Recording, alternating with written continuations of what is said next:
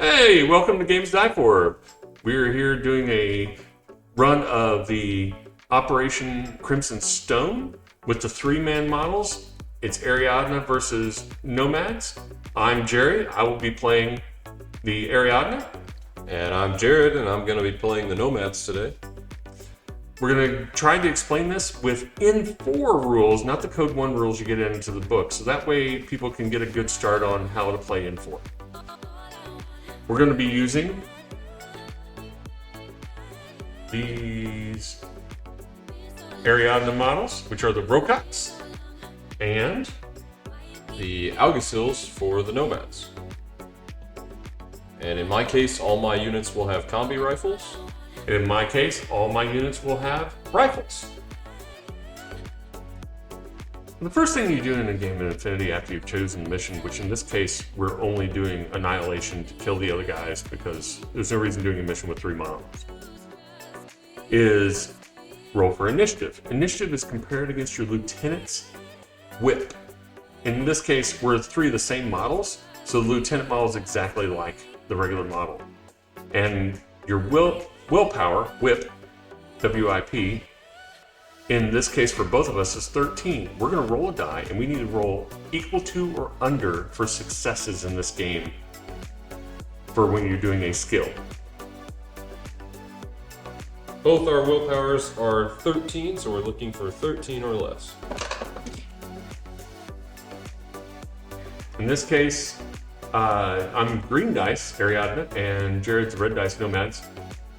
I rolled a 6, and Jared rolled an 18. So I have a success, Jared has a failure, so I win the roll.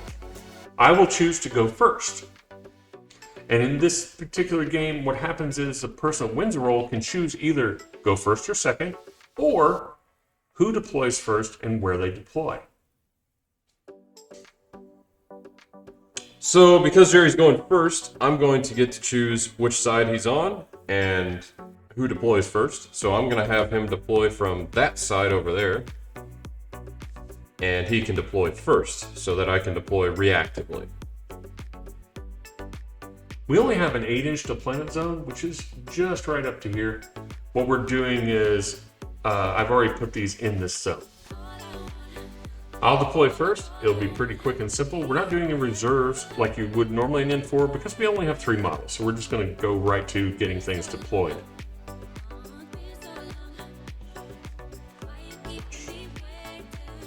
What we have is a Rocot over here. You can kind of see this area. A Rocot here. She can kind of see this area. And a Rocot here, where she can kind of see this long zone and possibly come around to this edge if she needs to. I'm going to deploy my Alguacils now in my own 8-inch deployment zone. And I'm just going to stick these behind these barriers here.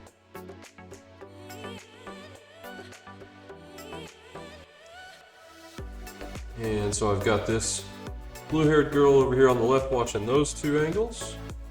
This guy in the middle is hiding behind this barrier who's taller than it. And over here on the right side, we got this guy who can move to watch the right flank. I am going second, so it's a bit more of a defensive strategy for me to not have too many people out in the open. In this particular case, we all generate orders. At the beginning of your turn, you'll count the number of models that generate orders that you have. In this case, I have 1, 2, 3. I get 3 orders added to my pool of orders that I can use on anyone I want. So in this particular case, I'm going to spend an order. Now, after you spend an order, you can either choose to do a long skill or a short skill. If you do a long skill, that'll take up your entire order. If you do a short skill, you're going to do your first short skill, and then after the other player does an answering ARO, automatic reaction order, you'll do a second short skill, which is how most of the game gets played. We're not going to have any long skills to really spend in our game here, So this will be mainly all short skills. In this particular case, I'm going to choose to move this model as my first skill. I'm going to do a move and do the MOV on your stat sheet of the first number. That means I'm using it in the first half of my order. You'll notice it's normally a number, a dash, and a number. In the particular case of both of our models, I'm not going to cover this anymore because both of ours are 4/4. So I'm going to move 4 inches right up to here. And in this case, I moved from here to here. Now, I don't think Jared has a model that can see me, and this is where he'll double check, because in my turn, if I activate a model, after I do a short skill or a long skill, the opponent gets to see if any of his models can see that model. And in this case, I have no reactions because the barrier Jerry has moved behind is taller than the model he is moving, so I can't see her yet. Then I'll do my second half. In this case, I got a 4-inch move, but I'm just moving the inch up here. So I'm not going 4 inches, so I'm just going to move it on right to that barrier. Yep, and that would trigger a reaction from me if I had one, if I didn't the first move he did. So I again have no reactions. Now, for my next order, I'm going to spend it on the same model. This is something you do in Infinity that a lot of the games don't have. Orders can be stacked repetitively on models at each activation. And I'm going to move this same model, again, just a little bit. I've got 4 inches. I'm literally just sliding over to this edge over here. And in this case, I will have a reaction with my Augustil back here, way in the back. You can barely see her, but in this game, we have what's called the silhouette. And Jerry's holding the silhouette there. That's a silhouette 1. In this case, our models are silhouette 2. That is pretty much all human or humanoid type creatures in this game are silhouette 2. That's the number under the S on your stat line. That's your silhouette. And anytime you are moving a model and you're not sure whether you can see or something, you can replace the model with the silhouette, because all models of the same silhouette take up the same cylinder. So even though my model is leaning to the left on her base quite heavily, she still takes up this whole cylinder. So Jerry will see her. And then move her back to where she was. We're both going to be at pretty long range, but I am going to decide to test my luck and take a shot at Jerry. In this case, for my second action, I'm going to use a shooting action, which will use my BS skill, which is my ballistic skill, on the sheet. In my particular case, my number is 10. And my number is 11. And when you do that, you need to roll again for skills under your number or equal to. I'm going to have a 10, but we're going to check range because your weapons will modify this also. And our range is 21 inches. All right, so you would look over here on your weapon sheet and look at the weapon you're using. And in this case, both of our weapons are going to be in their -3. So you're going to take 3 away from your ballistic skill, because these weapons are short-range rifle type weapons. Sniper rifles are going to have long range, and other weapons may be better at shorter range like shotguns. So in this case, we're both going to be in our -3 range. We're also touching, both our cases, a piece of intervening cover. If you cannot see all of a silhouette from a model, then you get cover bonus if they are touching that blocking piece of intervening terrain. And that'll be an additional -3. You can see covers are very important in this game. So we're both going to be shooting at -6 from our ballistic skill. And with my 10, that makes me a 4. But you get the burst of your weapon if you're the active player, and my burst is 3. That's the B on your weapon sheet. And I'm the reactive player, so I only get 1 burst. And my ballistics is 11, -6 is 5. So 3 shots on 4s and 1 shot on 5s. We're going to do what's called a face-to-face roll here. And in this case, Jerry was looking for a 4. So his 18 and his 14 are above 4, which makes them misses. His 3 is below 4, so it is a hit. But my 3 is below my target number of 5, which is also a hit. And they're the same number, so they cancel each other out. So in this case, we both shot at each other, but we both missed. Nothing happened. Nothing happens in this scenario. They cancel each other out. Too many bugs. So I'm going to spend my last order. And in this case, I'm going to move this model 1 inch. And then move them an additional 3 inches this way. Well, I'm going to kind of move up into position, but I don't have much to work with. And then, do you have any reactions, Jared? I don't know if that model back over there can see me. No, definitely not. This model is Pretty well hidden. Pretty well hidden behind that large A-frame. So I have no reactions. You're free to continue moving. I will move my other 4 inches all the way up here. Yep, you're going to use that second move value after the And dash. again, nothing able to see me. I don't think you have anything over here that can see me there, and there's definitely nothing on this side. Right. So it looks like that is it for me. I just kind of moved some models in better positions, I think. I hope. Jerry's turn's over. He has run out of orders, which means it's my turn. And in this case, I also have 3 models alive. At the start of my turn, they all generate an order, which goes to the order pool. I have 3 orders to work with. It's going to be a lot of moving up into position for me as well. In this scenario, we're using such short-range weapons that shooting from the backfield is pretty tough. So I'm going to spin an order, and I'm going to move this blonde guy over here on the right side. I'm going to move him 2 this way, and then 2 forward. I have no reactions. Then he'll use his second move value to move an additional 4 inches up to there. I again have no reactions to this model. No arrow is generated because I don't have a model that can see him. Spin another order and use it on the same guy, like you can with your order pool. You can use them all on the same guy or all on different people, however you choose.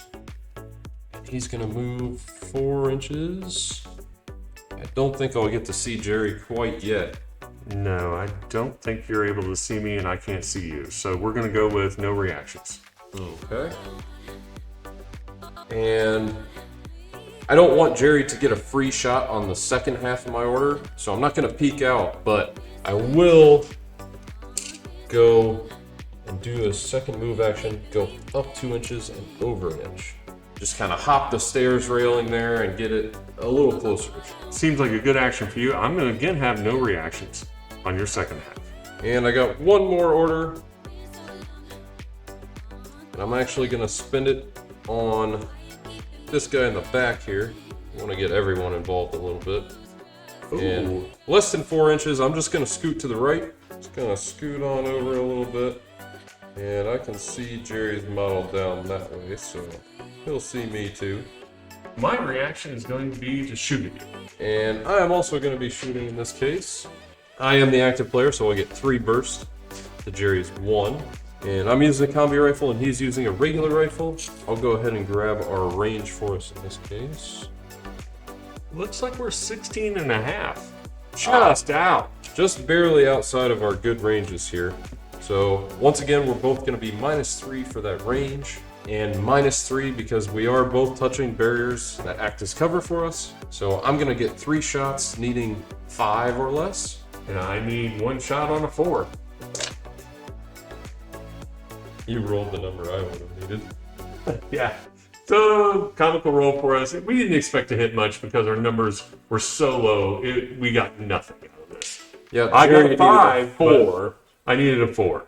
And all of mine were well above my target number of 5. So, no hits there. Moved some people up into position. And I am out of orders. I pass the turn to Jerry for his second turn. I still have 3 models, so I'm going to grab my 3 orders. Uno, dos, tres. I'm going to spend my first order, and I'm going to move this model 3 inches to bring her right up here. Now this is going to be a little different. I have moved into the threat of 2 models. I can see both of Jared's models here. We got that one, and I'll hold the silhouette for Jared while he's got the camera there on the second one. I think you can see that one too, right? Yep, just barely. That's a pretty tight angle. Yep. So we got 2 models here that can be seen. Jared's going to get 2 reactions because 2 models see this model. So what are your AROs? So in this case, I'm going to choose both my characters to shoot their combi rifles once at you. Now, being that I'm the active player, I do get my burst 3, and I may split it between any number of models that I can see.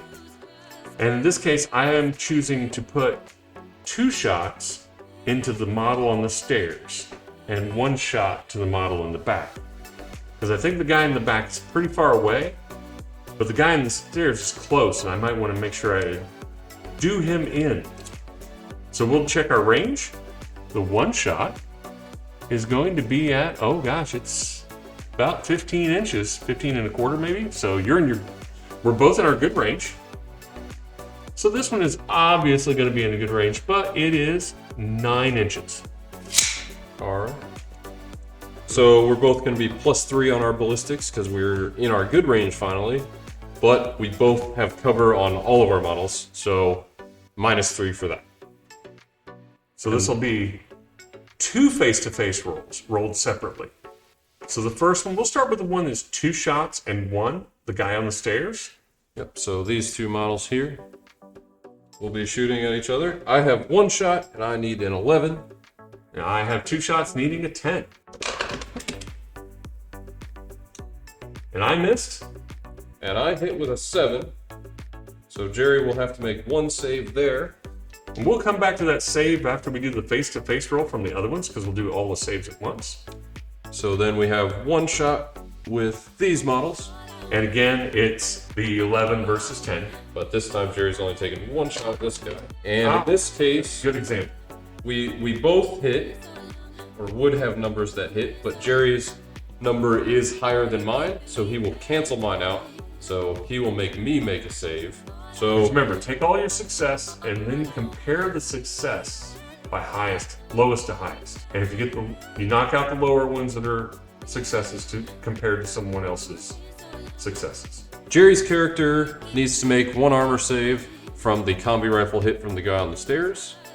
And my Augustil back here needs to make a save against Jerry's rifle from that character. Both our weapons do damage 13. Now for damage, what you're going to need is you're going to compare your armor, Your ARM value, your cover, which always gives, +3 to your armor. so you're going to add those 2 together and subtract it from the damage of the weapon, which is the DAM on the sheets. Yep, and in this case, both our weapons do 13 damage. And we both have armor 1, and we both have cover, so we subtract 4 from 13, giving us 9. So we both have to have over 9. So in this case, we can roll both the dice together because we were taking separate hits, and we can see what the results are. Yep, and these are not face-to-face rolls, these are just armor saves. So we both need higher than 9. And remember, it's more than always number 6. Alright, so in my case, I rolled exactly 9, which is not enough. I needed to be higher than 9. I'm adding 4 to this, but it equaled the damage, 13. But I needed to be higher than the damage. Saves is the only time you need to be higher than the number you're looking for. Jerry rolled a 20, so he is making that armor save exceptionally well. So he's safe. My character will take a wound. Because my character only has one wound, under the W on his sheet, he will take his order and flip it over. He will be unconscious. An unconscious model does not generate their order to the order pool. They can, however, be revived if we have a medic or a doctor in the army. In this case, we're just doing a simple 3v3, so we don't have that, but my character will be unconscious. He is prone. Only the height of his base. Now my Rokat, on the other hand, did take a hit and survive. She must make what's called a guts check. Does she want to stay in the fight? And that's a roll that you compare against your whip. Willpower, or WIP, we refer to as whip. Yep, so Jerry, what's your whip on your Rokat? A 13. If she fails the check, or chooses to fail, you can choose to fail if you wish, she will move towards improved cover or go prone. That means if I'm in partial cover, I'll have to go to full cover. If I can't do that, I go prone is the other option. If I pass, I can do as I please there and stay where I'm at. And when you move to go to prone, you will move 2 inches if you're standing up, an inch if you're prone. So your willpower is 13, so you need a 13 or less. Yeah, I want to stay in this position to hold these guys off. And I fail. So my model must move out of sight of these guys. So I'll move over here out of sight of that model. Yep, Jerry can move up to 2 inches there, but that was about an inch, so just sliding over. All right, Jerry, what's your second order? So much happened in that first order that we almost lost track of the fact that That was only one. you have 2 more. I'm going to spend another order on that same model because she feels greedy. Now, here's the thing. I can literally just move right back to where I was and do the same thing against that guy over there again. It's in that corner. Right there on the stairs, you can see see the his edge of my little base base. there. And in this case, my other character has gone unconscious, so Jerry and I are in a 1v1 situation. I'm going to keep shooting though. My ballistic skill is slightly better than Jerry's, and it's better than my physical, my PH skill, so dodging in this case is not really a good option. So I'm going to shoot my combi rifle once at you. And I'll fire 3 times. So again, our numbers are 11 and 10 because we're exactly the same distance as we were before of 9 inches. Because I moved back to the same position. Yep, and we both have cover and we're both in our good range. So I'm needing an 11 with 1 die, and you need a 10 on 3 dice. And in this case, Jerry has a miss with a 19. I missed with a 12. And I hit with a 6 and an 8. Jerry hits me twice, so I need to make 2 armor saves. Again, his damage is 13. I have 1 armor on my character and 3 armor from my cover, so I need to make 2 saves that are higher than 9. And in this case, I roll a 1. The nomad symbol is a 1 there, so that's a failure for sure. And I rolled an 18, which is definitely a success. So I will take 1 wound and save the other. So once again, I will take this character's order, flip it over, and he will be unconscious. And it's kind of falling down the stairs there, but I'll leave it next to him. Now I'm going to spend my last order and have this person go up here towards the middle. Actually, we're going to move here. Here's my first half. Then I'm going to move her second half because Jared, you don't have a reaction to that one, do you? No, I do not. I'm going to move and go right up here. Now in this case, I have gotten a reaction on Jerry's second half of his movement because my Augustil back there in the corner couldn't see him on his first short skill, but can now.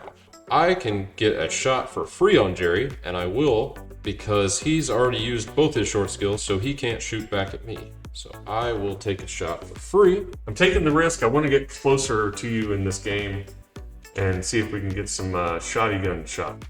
We're going to be in our good range here for sure. I am 11 inches. So my gun is going to be +3. I saw Jerry before he touched that cover. Think of this game like an action movie where I had my gun ready and Jerry ran across an open area, I can shoot at him at any point during his movement. So even though he ended his movement in cover, I'm going to shoot at him before he went into that cover. So I will not suffer the -3 penalty for shooting at him while he's in cover. So I'm just going to be +3 to my ballistics from the range of my weapon. Going to get one shot, needing a 14. And in this case, I do have a hit. It's a 7. That's a success. So Jerry will have to make one armor save against that. And again, he won't add the 3 from his cover, so he's only got the 1 armor that's on his character. Because I was not touching the cover when he actually did the shot. So he needs to roll a 13 or better. He needs to be over a 12. And Jerry has failed. He didn't make the higher than 12, so he will unfortunately take a wound. And this model has an order, and we'll flip it over to the unconscious state. It'll now be Jared's turn. Yeah, and unfortunately on my turn, I only have 1 character remaining. My unconscious models, again, do not generate their orders to the pool. So I just have this woman in the back here. So I will spend my order on the 1 model I have. She's just gonna do a little slide to the right. Less than 4 inches, so not even gonna measure. We already know that these 2 models can see each other. We shot at each other at the start of the game. But this moving over a little bit will offer me the opportunity to see if Jerry moves this model here in the back. She's behind this barrier. And these are gonna be some long range shots here, but we'll see what Jerry wants to do. My reaction is to shoot at you. I, of course, am gonna shoot using my 3 burst. Compared to my 1, it gives you a good advantage here. And once again, we'll get our range. It's at 19 and a half, almost 20. All right, so we're both going to be -3 on our weapon and -3 because we both are touching cover. So I'm going to need 3 shots on a 5. And I get 1 on a 4. Everybody misses. Or everybody misses. That's the goal here. Everyone loses today. All right, so in this case, none of us have rolled a hit, so nothing happens here. It was kind of a long shot anyway. My 1 order is spent, and it's back to Jerry's turn. I have 2 orders for the 2 models I have, here and here. This is the last turn of the game because Infinity is a 3-turn game. So I will get my turn, and Jared will get his following turn. We're not playing with what's called retreat rules, so even though we've taken quite a few casualties, it doesn't matter. And in this case, I'm going to spend my first order, just go right into it. I'm going to go to the model that we've already seen from the other angle on Jared's side and shoot at that same model. Yep, my last conscious model is in his sights. Now I'm going to make my first action to shoot. And my reaction will be to shoot back. I'll take the 1 shot I get. And for my second action, I'm actually going to move, which is something you can do. I will use a second move skill and move out of sight. This means that if Jerry lives through this, he won't be in sight on his next order if he chooses to use that same person. Once again, the range was about 20 inches there. So we are both going to be -3 from range and -3 because we both have cover. And I'm going to get 1 shot this time, needing a 5. And Jerry will get 3 shots, needing 4. Nothing. That was cocked. Roll it again. Pretty bad. Yeah, it was 18. It was an 18, for sure. Positive. It was cocked, but we were sure it's an 18. And once again, no one has hit. These numbers are much too high. We are too far away from each other. And then I'm going to spend my last order and go back to this guy, all the way back here. And he's going to shuffle over so he can see Jared's model. Way back there. Think I'm gonna have to try to shoot you. She's my last person left, so I don't see any other option than to try to take one with me. We're both at bad range anyway. We're both at bad range. We know this already, but just so you can get an idea of the measurement, we are 28 inches apart. That is still only -3. After you get to 32, it goes to -6. Yeah, so luckily we're not in the -6 range, but once again, -3 for range, -3 for cover. I get 1 shot on 5. Jerry gets 3 shots on 4. Yep. My guy is busy shooting in the sky. He was too busy moving instead of shooting. And my girl hit somewhere around him, but not him. So it's all misses all around, and Jerry is out of orders, so I get my final turn. I will generate my 1 order from my 1 remaining model. There's really not a whole lot I get to do here. I could move up if I thought I could get into better range, but we were nearly 30 inches apart, so my 4 inches isn't going to get me in a closer range value. So I'm going to activate my last remaining model and move 0. And I'll shoot. And I will shoot 3 times this time. Hopefully we can get lucky with more shots. Once again, I'll get 3 shots this time on 5. And I get 1 on 4s. And this time I did get 1 hit with a 4. And I've got a miss on a 16. Yep, my 10 and 7 were both above 5, but 4 did hit. So Jerry will have to make 1 armor save. 1 armor save. My combi. Still a 4 from it, which is 9 from 13. A 10 or better. Need to roll over a 9. And I do not. So this guy back here, check the order, flip it up. He is unconscious. That was the last order and the last action of the game. And in this case, I have a model right here. And I have 1 back here. It's a tie. Yep, it was a brutal game here in the middle especially, but I did manage to land 1 long range shot back there. It was a close one. It's a tie this time, but man, what a brutal game. Yeah, we haven't had a tie for a long while.